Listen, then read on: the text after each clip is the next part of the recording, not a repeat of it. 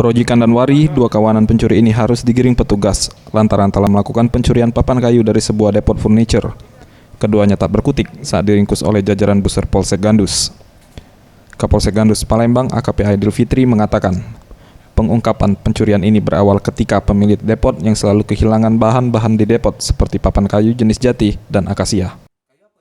Suatu saat, sang pemilik melihat pelaku yang juga pegawainya sedang mengangkut papan kayu untuk dijual tanpa sepengetahuannya. Tersangka Rojikan tak berkutik saat dipergoki mengangkut papan kayu dan langsung digelandang ke Polsek Gandus.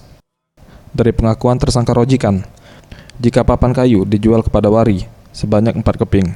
Berbekal informasi tersebut, sorenya tepat pukul 17 waktu Indonesia Barat, petugas kembali menangkap tersangka Wari di rumahnya. Atas perbuatannya, kedua pelaku terjerat pasal 363 KUHP dengan ancaman 7 tahun penjara. Ini pelaku 363 pencurian papan kayu dari depot SS di seputaran Letu Karim Kadir. Modusnya seperti apa dia nih mengambilnya, Pak?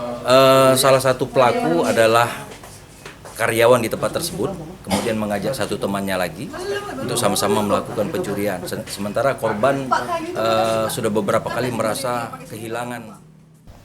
Tim Liputan Sriwijaya TV.